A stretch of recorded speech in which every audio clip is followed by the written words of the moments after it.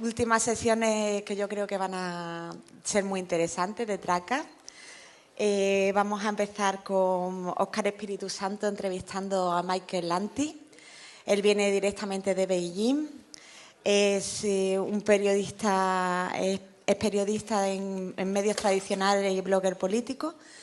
Y sobre todo tiene una visión que yo creo que yo lo pude descubrir el otro día en la rueda de prensa, aparte de lo que había leído de él y demás, pero tiene muchísima fuerza y creo que nos va a sorprender. Espero que os guste esta entrevista.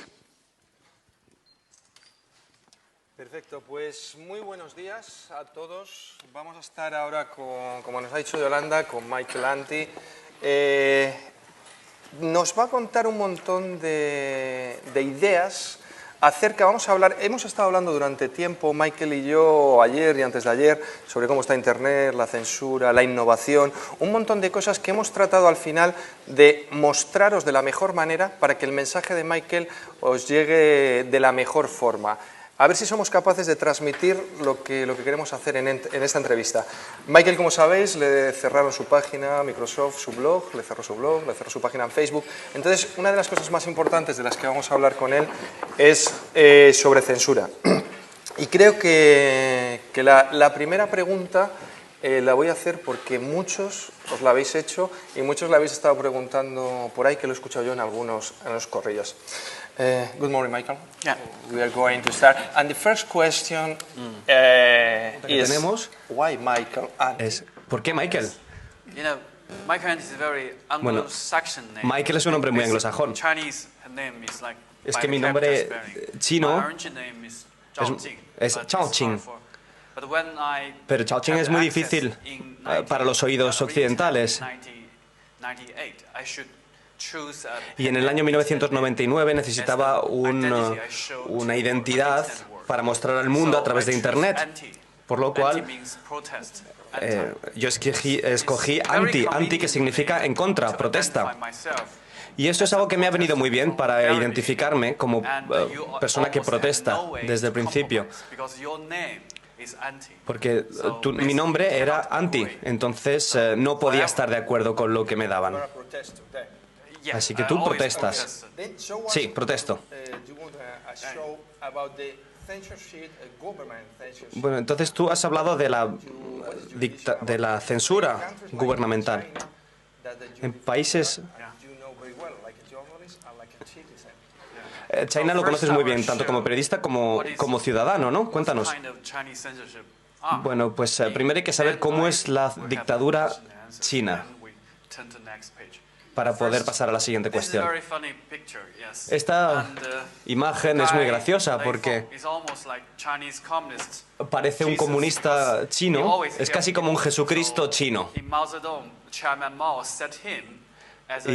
Mao Zedong le dijo que él iba a ser el ejemplo para la población que le debería seguir. Él es como si fuera el Jesucristo comunista. Es una broma, ¿eh?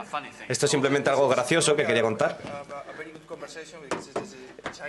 No, esto es muy interesante porque este es el Jesús chino y yo también soy el Espíritu Santo.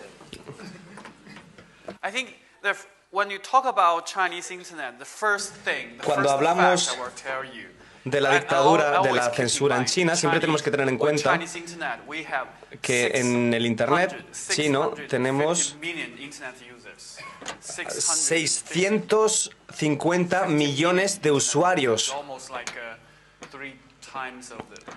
lo cual es casi ese de la población europea, o el triple de Estados Unidos. ¿Se puede cerrar un país como China? ¿Se puede tener un muro en China para censurarlo todo y mantenerlo todo fuera? Pues la respuesta es que sí. Tenemos un gran firewall, que es una barrera muy potente. Esta barrera consigue aislar a China de todo lo que es Internet. Internet tiene dos partes. Por un lado, Internet, y por otro lado, la red china. Los millones de usuarios chinos están al otro lado de la gran muralla de fuego china, la gran muralla de Internet china. En este gráfico podéis ver muy claramente estadísticas sobre la libertad en Internet de todo el mundo. Y China siempre está ahí muy destacado. China siempre está a la parte de abajo. Siempre está con Irán, con Siria, Cuba.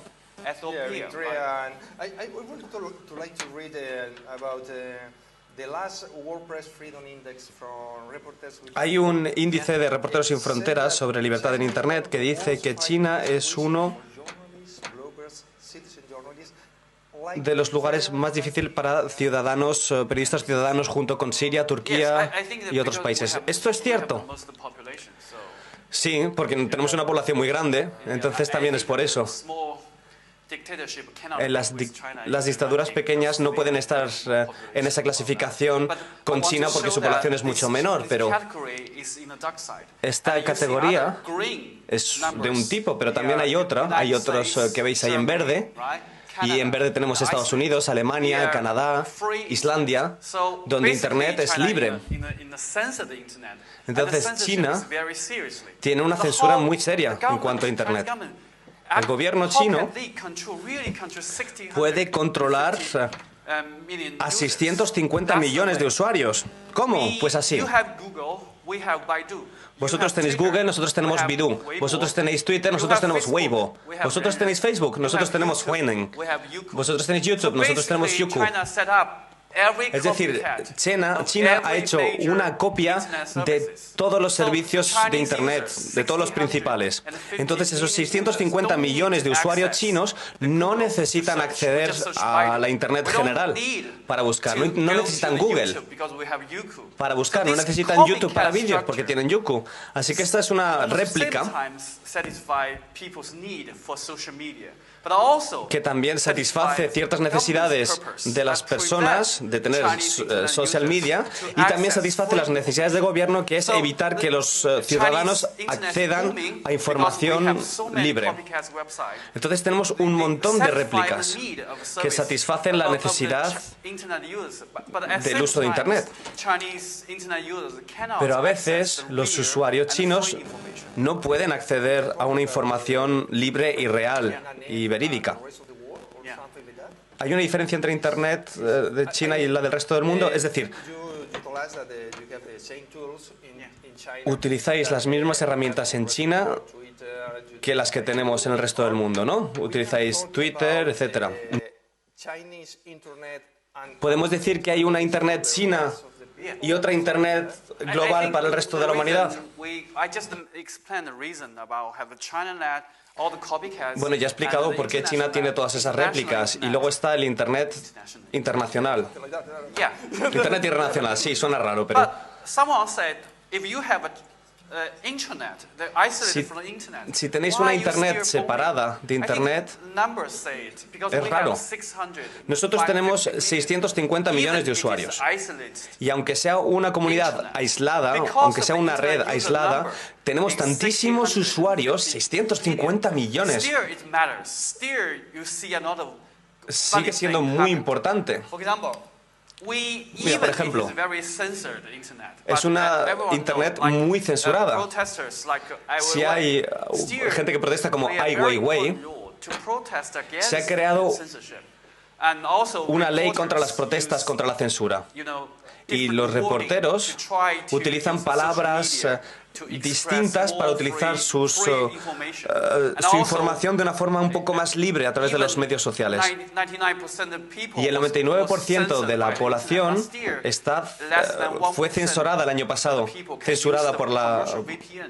censurada en Internet. Sin embargo, podemos utilizar usos comerciales. Y ese 1% que no es censurado, ¿quién es?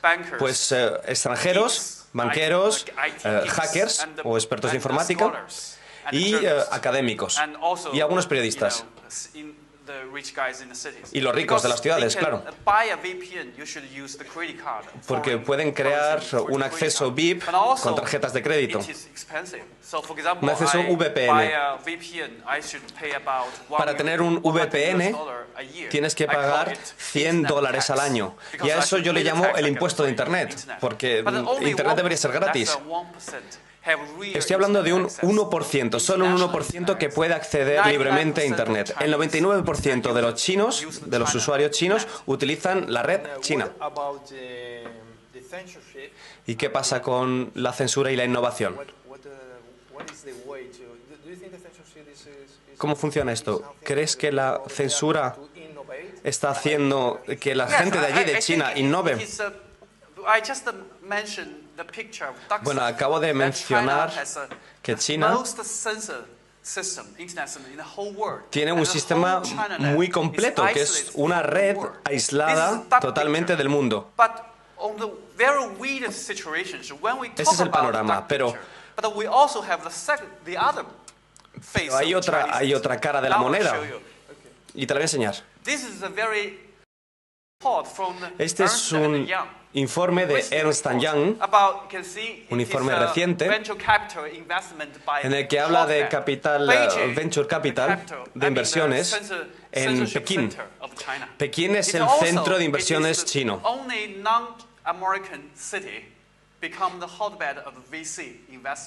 Y es la única ciudad que no está en Estados Unidos que se ha convertido en un foco para las inversiones VC. Las inversiones venture capital. Si veis la clasificación de la izquierda, veis que el área V, en el área V somos el 1, y en las ciudades, la segunda ciudad es New City, y la tercera es Wingeneng, la cuarta es Pekín, y después tenemos al Reino Unido. Si comparáis todas esas cifras de Francia, Shanghái, Canadá, Israel y otros países, y las comparáis esos 5 primeros, veréis que Pekín está por encima de todas las ciudades europeas, incluido todo el Reino Unido. Y quiero que tengáis en cuenta que China es un país con muchísima censura en Internet, pero China sigue siendo un centro de innovación. Solamente va por delante de Estados Unidos. Cuando se critica el Internet chino, se critica también la censura, pero también recordad que hay mucha innovación. En una innovación, en una dictadura tan férrea, que haya tanta innovación es muy importante. A pesar de las duras condiciones, seguimos siendo el segundo país más innovador de todo el mundo.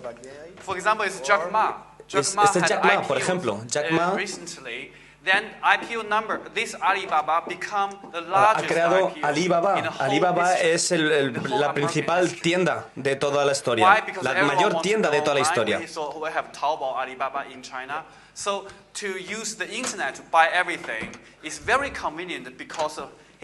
Y tiene una tienda online que ha sido una innovación muy práctica para muchísimos millones de usuarios. Pero su tienda es mayor que Amazon, ¿no? Sí, es mayor que Amazon. Sus cifras de ventas son mayores que en Amazon. Y otra innovación es, por ejemplo, el móvil Xiaomi. Este es el móvil Xiaomi. Este es el futuro. Mira, este es un teléfono, un móvil Xiaomi. Yo lo utilizo siempre y solamente cuesta 100 euros. 100 euros. Esa es innovación china. Tenemos uno de los mejores servicios. Cualquier persona puede acceder, puede comprar lo que quiera, por la tarde se lo traen. Es mucho más rápido que en cualquier otro país. Es muy práctico. Internet en China es muy práctico.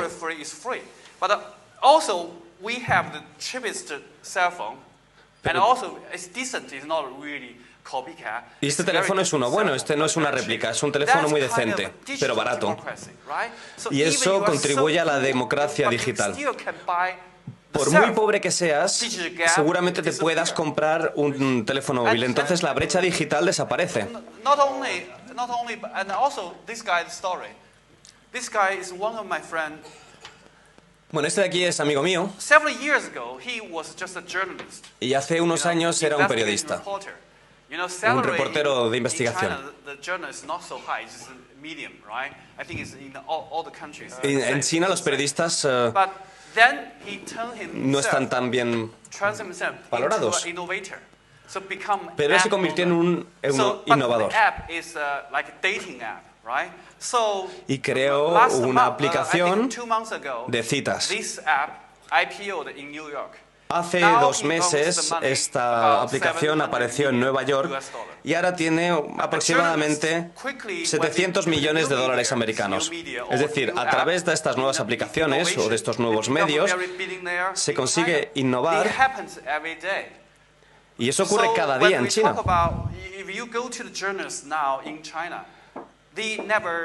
Los periodistas chinos no suelen hablar de la censura, porque ahora la amenaza más importante frente a los periodistas tradicionales chinos no es la censura. La censura es una amenaza muy importante, pero la amenaza principal para los periodistas chinos es que todo el sector está muriendo debido a Internet. Entonces todos ellos están intentando innovar, están intentando utilizar los nuevos medios,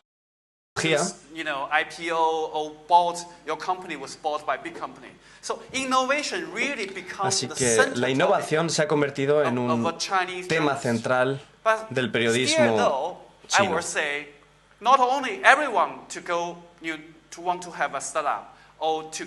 Ahora, no todo el mundo quiere empezar una startup. Hay otros periodistas, como por ejemplo, algunos periodistas de información, de investigación, que han creado un documento independiente sobre contaminación. En Pekín este es un problema muy importante, la contaminación.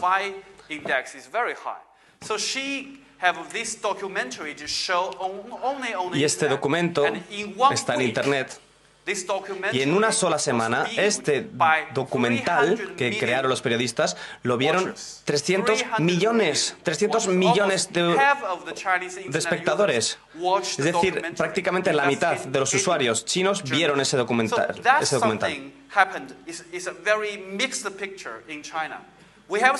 Y esto también ocurre en China.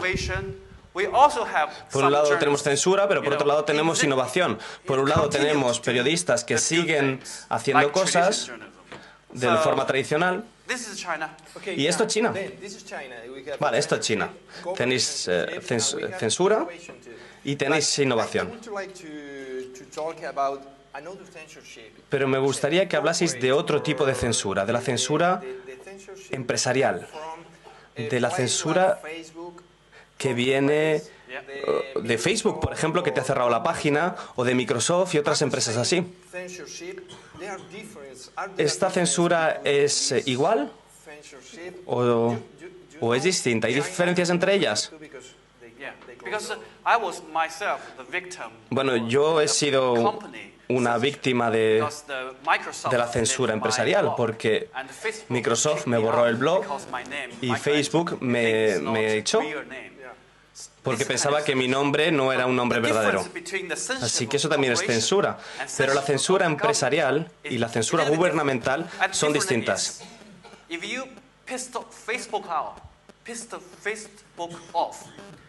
Si cabreas a los de Facebook, te expulsan. Pero sigues pudiendo usar Twitter o Google u otra cosa. Pero si cabreas al gobierno, te detienen. Esa es la diferencia. Pero aparte de eso, creo que la censura viene a ser lo mismo. Solo que las consecuencias son distintas. El gobierno te arresta y las empresas te cortan el servicio. Hablando de la innovación, ¿crees que es posible innovar en cualquier lugar del mundo, como por ejemplo en África, ¿Se podría invertir allí? ¿Se podría innovar allí? ¿O solamente se puede innovar en Silicon Valley y estos sitios? ¿Dónde están los inversores? Incluso en China, con una censura férrea, Pekín y Shanghái siguen siendo una de las capitales de inversión. Y la razón es que China es un mercado común. 650 usuarios de Internet que hablan el mismo idioma y que no tienen ningún tipo de fronteras. No hay impuestos de Internet. No necesitamos pagar el roaming de los servicios de Internet. Y las tarifas son muy baratas. Entonces tenemos un mercado común de Internet y Pekín y Shanghái se pueden convertir en focos de innovación. El mercado chino tiene distintas provincias. China está dividida en distintas provincias con distintas ideologías, con distintas cosas. Pero para innovar no existen esas fronteras entre provincias. Mira un ejemplo, Europa. Europa es muy rica. Pero en Europa no aparece en este ranking. ¿Por qué? Pues porque si yo utilizo un móvil, por ejemplo, tengo que pagar roaming si estoy en otro país. Eso no tiene sentido. Incluso en un país como China hemos resuelto ese país. Sin embargo, la Unión Europea no lo ha hecho. Creo que eso es un obstáculo frente a la innovación. Deberíais cambiar esa política para que toda esta gran entidad sea realmente un mercado común. Y lo mismo para África. Si toda África, como nos dice nuestro amigo, se convirtiera en un mercado común, África estaría a la altura de China. Esto no es un cuento de hadas.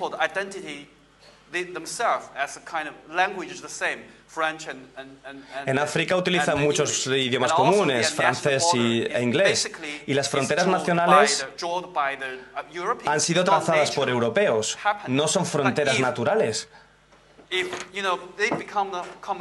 Entonces, si consiguieran tener un mercado único, sería estupendo. Y en América Latina también. La innovación mejoraría. Vale, vamos a hablar de Big Data. ¿Puede ser Big Data una herramienta para innovar? ¿O sería más bien una herramienta para controlar a la población? Bueno, yo creo que uno de los cuentos que funcionan en Internet es que todos pensamos que Internet es una tecnología nueva que siempre promueve la democracia y la libertad de las personas. Pero eso es un cuento.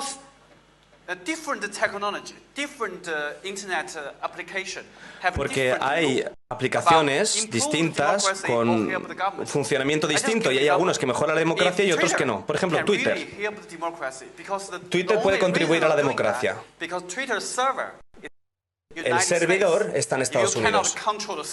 Y si no puedes controlar un servidor, no puedes controlar el contenido. Y así es como ocurrió la primavera árabe. Lo que esté en YouTube, Twitter o Facebook está en servidores de Estados Unidos. Sin embargo, en China nosotros tenemos una réplica de todo ello y entonces se pueden encontrar los contenidos. Y con un control de contenidos, la revolución nunca ocurriría. Ahora, si hablamos de Big Data, ¿puede un bloguero utilizar Big Data? No. El único que puede comprar la tecnología de Big Data y utilizar los Big Data son solamente empresas y gobiernos. Y ellos son los que tienen los datos y los servidores y tienen el dinero para comprar la tecnología necesaria. Así que yo no creo que Big Data... El Big Data no iba a contribuir a que los seres humanos avancen en sus vidas. Por lo menos en cuanto a la libertad. Porque la tecnología necesaria te permite saber muchísimas cosas al mismo tiempo, pero es difícil de tener. Podrían producirse revoluciones paraguas por así decirlo. Antes me hablaste de ello y yo no conocía la diferencia entre Hong Kong y China. Y hay una especie de revolución paraguas.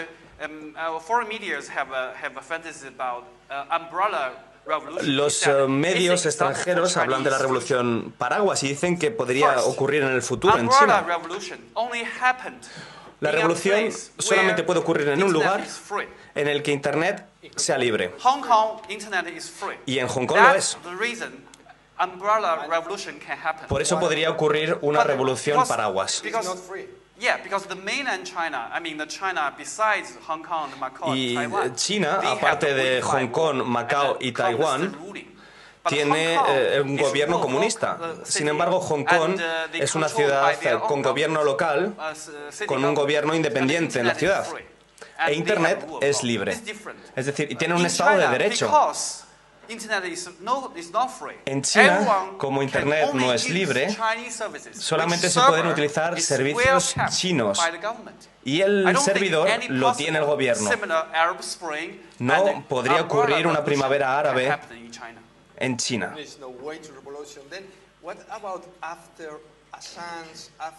¿Y qué pasa después de todo lo que ha ocurrido con Assange y Snowden? ¿Crees que eso ha abierto una ventana? Bueno, quería ver esto porque en Málaga he visto muchas imágenes de este tipo. Esta es una agenda. Entre 2000 y el 2006 tuvimos los años dorados de la libertad en Internet, porque todos, yo también, pensábamos que teníamos un ángel de la guarda que protegía la libertad de Internet. Y ese ángel de la guardia se llamaba Gobierno de los Estados Unidos. Cuando llegó Hillary Clinton y habló de la libertad de Internet y dio ese discurso estupendo en Washington, yo estaba allí. Yo estaba allí apoyando sus políticas, porque yo creía firmemente que los Estados Unidos estaban detrás de la libertad de Internet. Pero eso yo no lo sabía hasta que Snowden me dijo, no, esto es otro cuento. Todos son cuentos, no se puede hacer una revolución así. Sí, pero la cosa es que el gobierno chino y el gobierno de Estados Unidos son prácticamente lo mismo al final. Todos vigilan un montón de cosas. Vigilan todos los datos de los ciudadanos. Y este cuento, el gobierno de Estados Unidos enviaba a diplomatas a China con asuntos muy interesantes y siempre cuestionaban, siempre ponían en tela de juicio lo que hacía el gobierno chino. Decía, ¿por qué has detenido a esta persona? ¿Por qué has detenido a este manifestante? Necesitamos libertad. Pero después de Snowden desapareció la libertad en Internet. A partir de ese momento, a partir de 2006, solamente se empezó a hablar de la ciberguerra y desapareció la libertad en Internet debido a la hipocresía del gobierno estadounidense. Y eso es un hecho. Todo el mundo se enfrenta a eso. No existe el ángel de la guardia. Nadie protege la libertad en Internet. Nadie.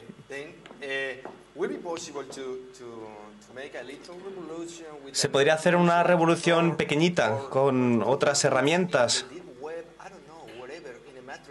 en una matriz o en otra red o no sé, yo qué sé. Se podría conseguir otra cosa porque van a poder hacerlo todo las grandes empresas y los gobiernos. ¿Podemos hacer algo nosotros?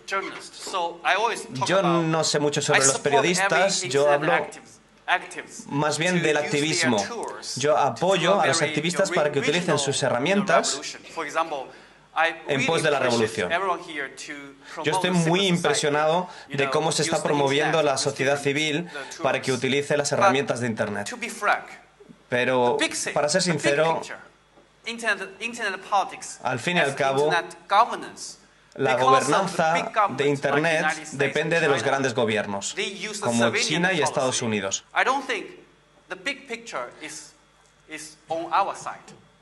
Entonces creo que no las tenemos todas con nosotros. La única oportunidad que tenemos para cambiar la situación de Internet en todo el mundo no es que se haga mediante pequeñas campañas como los que estamos aquí. La gente es muy importante, pero si queremos hacer un cambio completo, la única manera de conseguirlo es mediante la política. Entonces yo lo que propongo es que para conseguir un gran cambio en el futuro solamente puede ocurrir en 3 grandes lugares. ¿Qué lugares son? El primero es Pekín.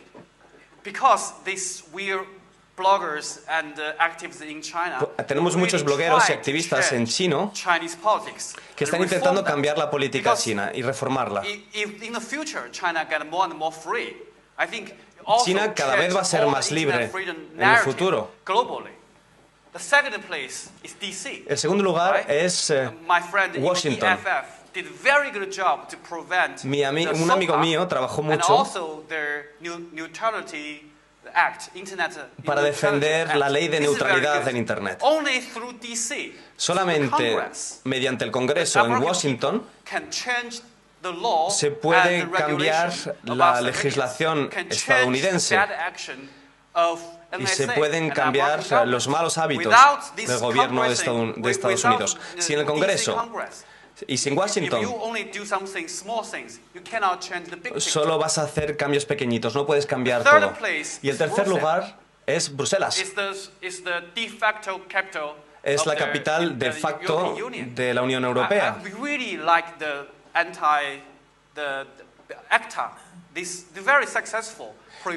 Y ahí han conseguido prevenir muchas cosas y evitar muchas cosas, como por ejemplo ACTA. Eliminar ACTA porque dañaba atacaba sus libertades. Yo soy un periodista político. Entonces creo que tenemos que contar con la población. Pero ellos, los cimientos de Internet deberían estar basados en la política nacional de China, de Estados Unidos o de Europa. Si no estaremos luchando contra nuestro propio gobierno, si conseguimos evitar cualquier abuso de Internet en Europa, no solamente para ti mismo, sino que además estás siendo un ejemplo para los chinos. No puedes hacer cosas malas y criticar después a los chinos por lo mismo, porque los chinos van a decir, yo es que estoy haciendo lo mismo que tú. Entonces, tienes que ser un modelo para los demás y así se puede luchar. Y esa es la realidad. Sin estos 3 centros políticos que se levanten contra la censura, no hay esperanza para la libertad de Internet. I think it's an option. I think it's not hope, but it's probably an option or something like that. Creo que podría ser una opción. Saber que podemos hacer algo para que se cambien las cosas. Creo que, bueno, he enseñado esta foto a otros amigos míos españoles porque Martin Luther King inspiró a mucha gente. Y prestar atención a estos años. Cuando se fundó las Naciones Unidas, se establecieron principios de los derechos humanos. Las Naciones Unidas fueron los que establecieron los derechos. Pero solo unos 20 años más tarde de que se fundaran las Naciones Unidas, tuvimos en Francia, en París, en Berlín, los derechos humanos se convirtieron en un principio de vida y esto se debe en gran parte a todo lo que hizo Martin Luther King. En los países occidentales se consiguió iniciar un cambio que influyó en la mente de los países orientales, especialmente Rusia. No solo los soviéticos, sino todos los orientales. Pero fue 20 años más tarde. Snowden me hizo ver que no había un ángel de la guarda. Creo que al menos tendremos que esperar otros 10 años más para que se presente otro Martin Luther King de Internet. Pero sí, que creo que vamos a necesitar 10 años. Todavía es muy pronto.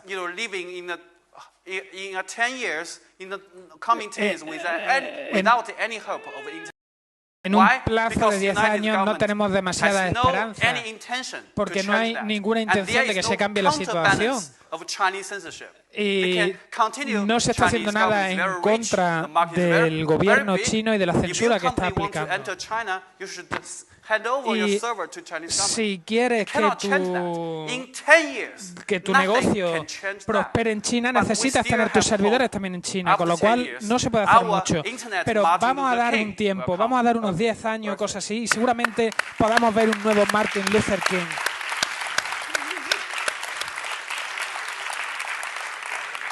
Más preguntas. Creo que es... Thank you very much. Creo que es muy interesante todo lo que nos está contando Michael. A mí me ha dejado un poco plano, ¿sabes? Un poco que no se pueden realizar estos cambios o van a ser muy difíciles porque van a tardar unos 10 años. Y me gustaría, si tenéis preguntas o queréis preguntar algo a Michael, que vayáis haciéndolo. Es Paula, Corinne. Tráeme un pinganillo para que le traduzcan directamente las respuestas. Bueno, tú lo haces en inglés. Better in Spanish to make it more fluid, if you don't mind. Si no le importa, prefiero hacerlo en español. El cambio real para que los ciudadanos... para que se le traduzcan simultáneamente... Sí. El cambio real para que los ciudadanos tomen el control de la tecnología creo que pasa por evitar que los gobiernos controlen esta tecnología, con lo cual no es solamente cuestión de política o de aptitud ciudadana, sino de utilizar...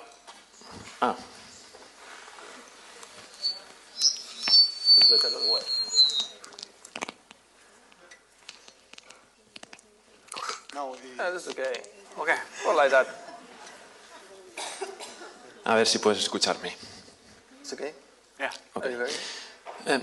Te decía, Michael, que el cambio... Yeah? It's okay or not?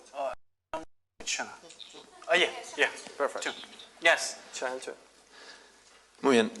Comentaba que creo que el cambio real hacia la conquista de la libertad en el mundo mediante el uso de la tecnología y de Internet pasa no solo una voluntad política o porque los ciudadanos queramos de verdad controlar los mensajes que transmitimos, sino por una transformación de la tecnología y de la red como tal, en el sentido de que los gobiernos no puedan controlar esa tecnología, de que los servidores no estén en manos de corporaciones ni gobiernos. Yo veo ese futuro como un Internet distribuido, una gran nube, una gran cloud, donde la tecnología P2P, P2P, peer-to-peer, pueda garantizarnos que de verdad los ciudadanos tenemos el control de cada una de nuestros perfiles personales, de nuestra privacidad, y donde los gobiernos sean incapaces de penetrar en cada una de nuestras parcelas privadas y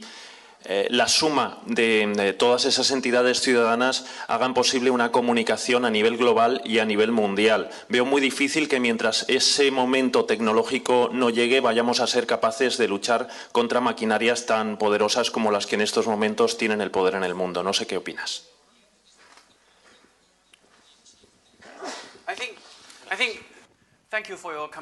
Gracias por el comentario. Pero yo tengo un punto de vista distinto. Porque si dependemos de las tecnologías P2P, por ejemplo, en el futuro algún tipo listo, siempre ha habido, históricamente siempre ha habido grandes empresas que son las que se han encargado de tener todo, porque son las que tienen los recursos y además tienen los mercados de su lado. Así es que puede darse que en un futuro haya una empresa privada que pueda utilizar todo su poderío para hacerse con el control del mundo. Pero el P2P no es la solución, porque todo el sistema capitalista se basa en empresas.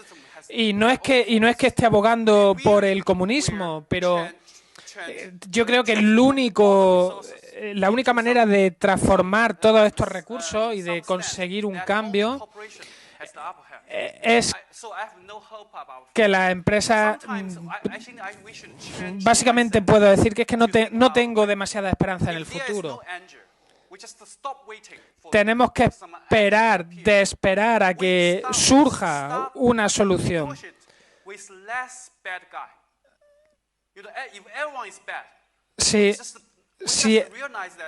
Si algo es malo, tenemos que dejar de esperar que aparezca un ángel o que aparezca una solución. Tenemos que actuar. El socialismo, el comunismo son malos, pero en ocasiones vimos que Martin Luther King no voló a Moscú, no fue allí a hablar, ni a decir nada, ni a luchar por aquello. Simplemente hizo su marcha a Washington, D.C., porque él estaba en contra de la gente mala, pero bueno, él fue a Washington pensando que los políticos de Washington eran muy malos, pero sabiendo que tenía ciertas garantías porque había ciertas leyes. Así es que debemos abandonar cualquier tipo de fantasía sobre que haya un ángel de la guarda que va a cuidar de nosotros o que nos va a ofrecer una solución. Por ejemplo, Twitter es una compañía menos mala que, por ejemplo, Facebook, que es más mala sin ser mala del todo. Los gobiernos, no es que el comunista sea completamente malo, pero no hay ningún ángel de la guarda. Tal vez el gobierno español sea mucho mejor y esté más capacitado para hablar sobre un Internet global libre que otros gobiernos como el de Estados Unidos, por ejemplo. Lo que quiero decir es que a veces el problema es política real, pero lo más importante que tenemos que hacer es abandonar las fantasías.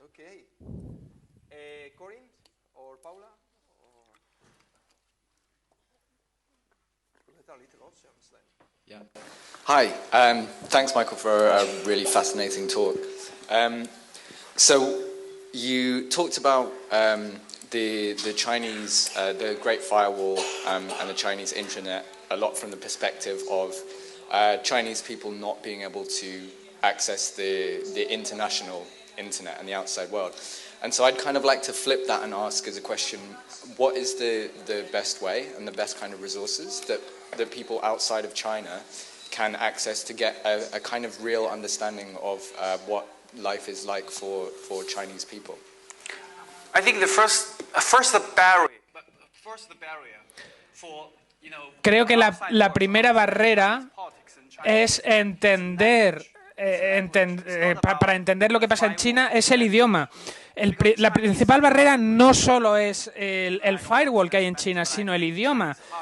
El chino es un idioma muy complicado para que lo entienda, por ejemplo, un español. El principal motivo por el que en España mucha gente habla inglés es porque es un idioma más sencillo. Y no hay una barrera lingüística tan grande, pero con China, imaginad qué choque tan grande. Así es que la mejor manera es a través de los periódicos. Por ejemplo, el Financial Times u otros periódicos pueden hacer esto a través de periodistas. El motivo es porque hay dos países que interaccionan unos con otros y muchos periodistas que van a China pueden aprender chino y hablarlo a un cierto nivel. A veces lo que puede escribir un periodista extranjero en chino es incluso mejor que lo que puede escribir un periodista chino. Así es que este es el motivo por el que creo que los periódicos convencionales son los que pueden aportar más valor. You're talking about journalist innovation. Do you think that we can create new media to the world, like Vice that we talked before, with the new narratives or something like that for Chinese people? Could be possible Vice in China? Vice. We talked before about Vice media. Vice. The Vice, right? Yeah, Vice. Yeah, I think just I mentioned the journalism in China, like any journalism in China has two fronts to fight against. Creo que los periodistas de China tienen dos frentes. El primero, la censura del gobierno, y el segundo, el problema que tienen en Internet. Esto es algo titánico.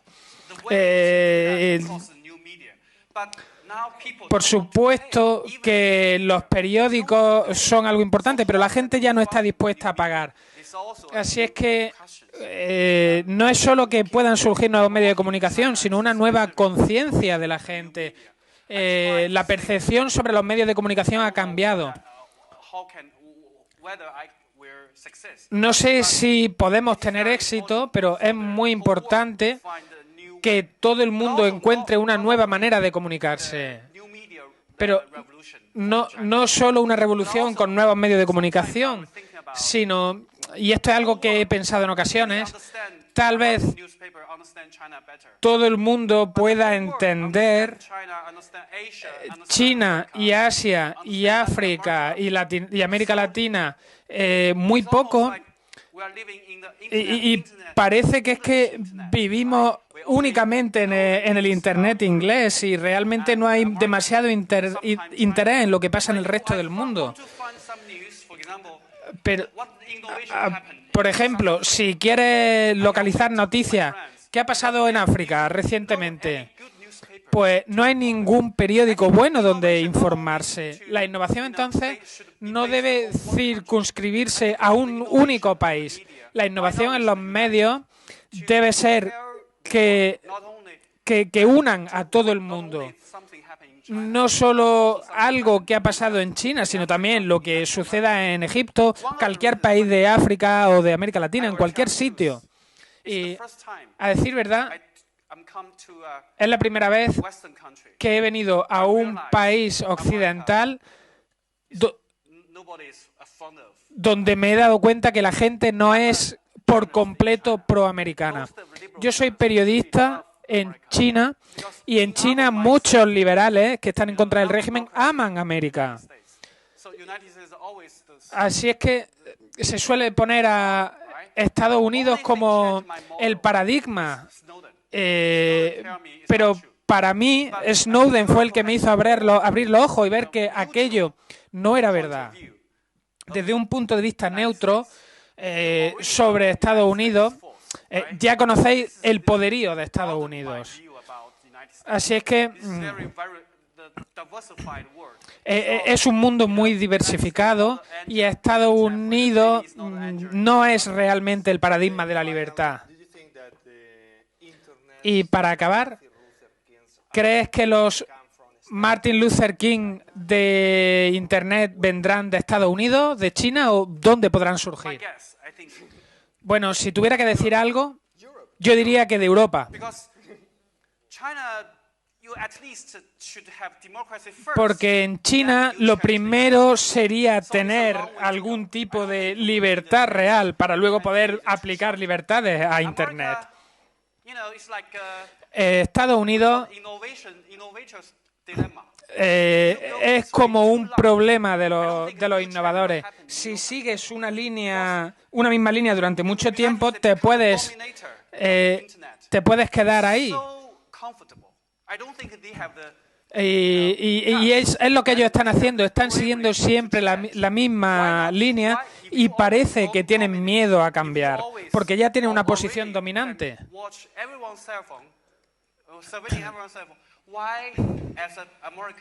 Así es que solo creo que solamente son los europeos los que ya tienen democracia y tienen dispositivos móviles y no les gusta que les controlen. Así es que si tuviera que decir un país diría España o Francia. Podría ser tú o cualquiera de los que están aquí presentes.